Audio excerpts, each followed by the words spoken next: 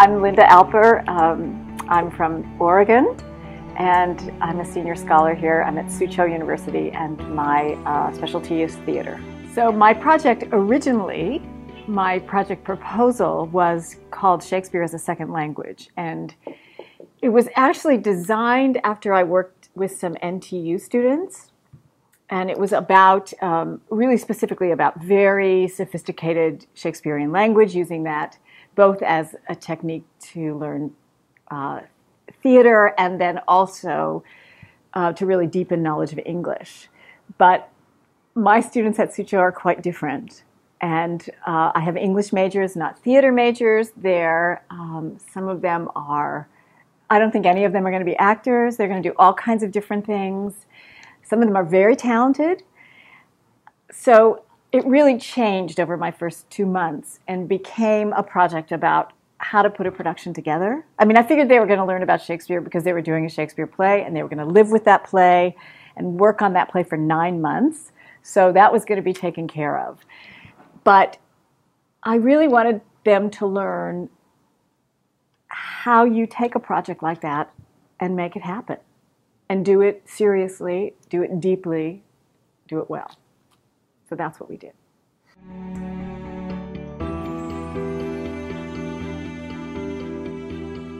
My main background is as an actor, a director. I'm not that skilled in visual art, but my most joyful experience was actually working with my set designer. This young woman who wanted to do this, has real talent, but never had done anything like it. And at first I said, we have a very tiny budget, so we're going to do it very simply. We're going to use ordinary things. And there were ladders in the room. So I said, we're going to use ladders. And umbrellas, because everybody had umbrellas. Things that are cheap, things that are, and they thought I was crazy. They thought it was too plain, it was too, but they went along because they were good-natured and because they respect teachers. So they started to see it as we got further along, as we put the green astroturf on those platforms, and they started to see that there was a cohesive design.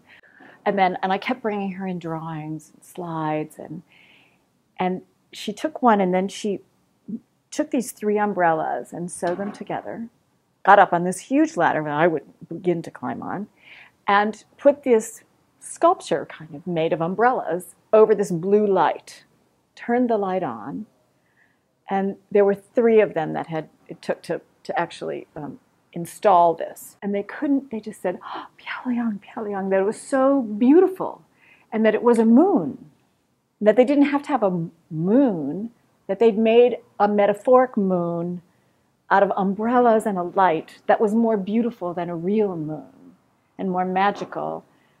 And seeing them do that and realize that made me so happy. So.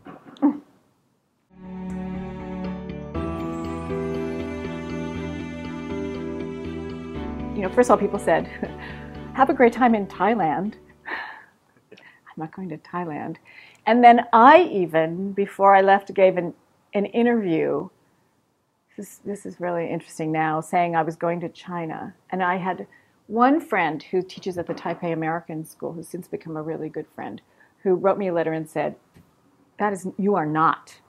There is a big difference between China and Taiwan. I was like, well, I want people to know there's a big difference, and that what this country is about. I think the people here are so kind and sophisticated. I think everybody says this. I mean, the first week we were here, we would stand on the street, lost, and people would stop and help us. And that's been my experience. This is such a civilized country. We're very sad to leave, actually. So, and it's beautiful.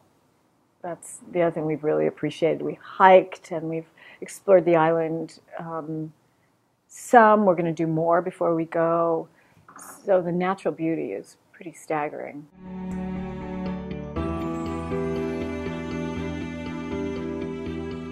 I think that just the basics of this program are so valuable and important.